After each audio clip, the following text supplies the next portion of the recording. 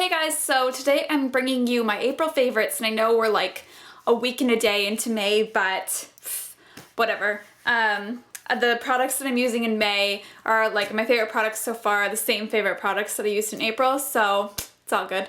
Okay, so let's just jump into it because I do have, well, I don't have that many things, but I know knowing me, I'm going to talk forever and ever and ever and ever, and it's going to be like a freaking 10-minute video. Okay, so the first thing, I have talked about this before, it's been probably my favorite foundation for like a year, maybe even more than a year. So it's the Vichy Dermablend, whoa, Butterfingers. The Vichy Dermablend foundation, and this one is the, oh my gosh, French. Fluid Corrective Foundation. And it says that it stays on for 16 hours, and it does not lie. Like, this stuff stays on so long.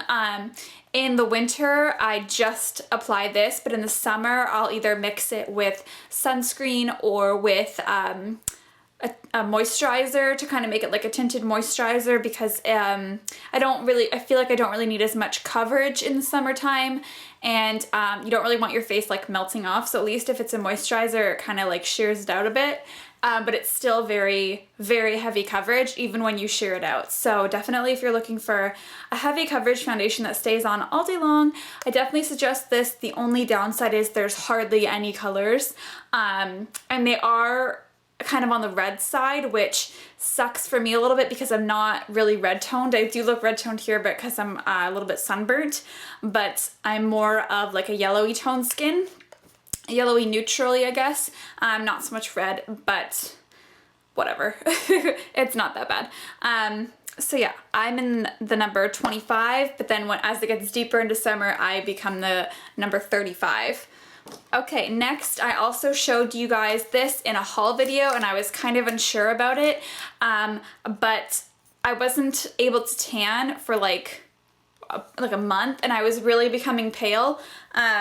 So I couldn't use the powder that I had, so I decided to use this powder since it's colorless, so that it could like match more of my skin tone rather than, you know, being like two different shades completely. And I ended up actually really liking it. Like, I love it a lot, actually. Oh my god! Why am I dropping everything?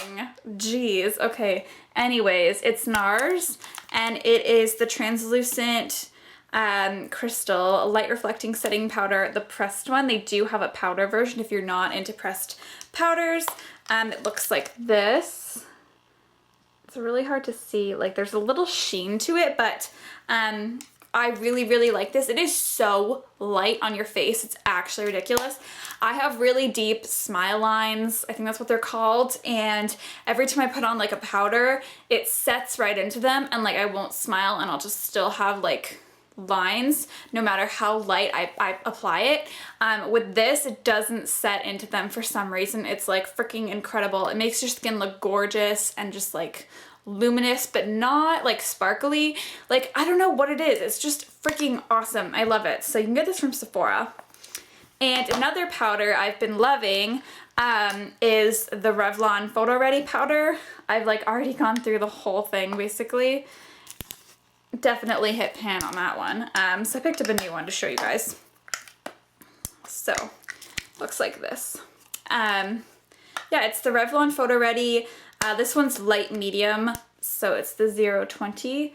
Once again, they don't really have that many colors either. I think there's only 3, like an 010, an 020, and an 030, and then I think, I could be totally wrong, that there's like a translucent one like this, like a colorless one. But I'm the 020, and I really like this foundation, or this pressed powder. I put it over top of this foundation, and the two just work really nice together. It looks fantastic on, and it stays put all night long, but I still carry it around just in case for some touch-ups. Okay, now to set on my makeup, I swear I've shown this like 1,000 times on my channel. It's like actually like my holy grail product. It's the Scandinavia Bridal Makeup Finish spray. It's so good. I love the bridal one. I don't know if it's just like a psychological thing that it works better than the original one, but the original one is just as good too. I know Urban Decay worked with Scandinavia to make makeup finishing sprays, which you can find at Sephora if you don't want to order these online, because the only place I found them is online or at IMATS, and they didn't even have them at LA IMATS for some reason, which I was really bummed.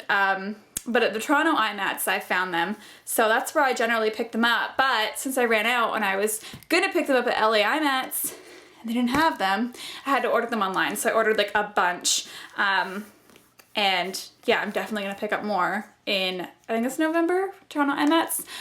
Yeah, love. This stuff makes your makeup stay on all day long, and it also stops like that powdery finish. Like when you put a powder on, this one doesn't generally have like the powdery finish, but like when you use a powder like this, you can just like tell that you have like a powder on. You spray this on top and it just like takes away that powder look. It's freaking awesome. So yeah, love that stuff. Okay, now, also, if you've been watching my channel a while, you know that this is like my favorite blush ever, and it's like pretty old now. It was a limited edition, and it's from MAC, and it's the Ripe Peach. It was like that gradient blush collection that they did. I am so in love with this. I wish I could use it every single day, but I'm like afraid that I'm never ever ever gonna find it again, and I would like die. So I saved this for like special occasions, and so I found kind of like a dupe. It's Essence. It's their Vintage District collection that they had. This one's in its Populart.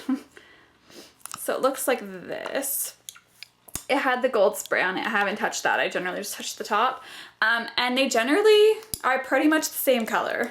I mean, obviously, like they're not perfectly the same color. This one has more pink in it than this one. Like this one is more of like a corally orange.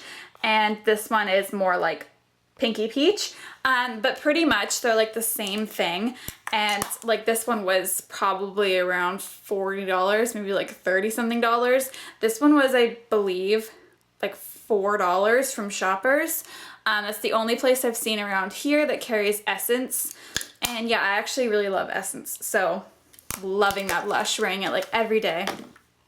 And second, I actually have this on my nails right now, and I've been wearing it on my nails quite a bit.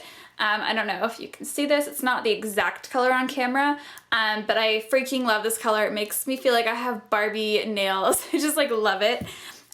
It's the China Glaze Pink Voltage Neon. So China Glaze, Pink Voltage Neon. And because I'm not the biggest fan of the kind of the finish on it, it's kind of like a sheen, I guess. I'm either into like really super glossy or matte, so I just decided to make them matte one day, and I love it. I love it so much. I think it brings the color out more.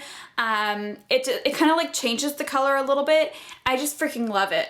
So I use the Essie Mad About You, but also if you don't want to spend the money on this, I got this from Sephora, by the way, and this from Sally's. If you don't want to spend the money on Essie's Mad About You, the Coastal Scents base coat, it's like $2-3, something like that. Exact same thing, exact same formula. Just put the base coat on the top and it dries matte. So you don't have to spend like $10 on this when you can just spend like $3 on the Coastal Scents base coat, and it's like the exact same product. So yeah, that is my April favorites, and I hope you guys enjoyed this video. And please subscribe. I make a new video every Wednesday, and I will see you guys in my next video. Bye guys, love you.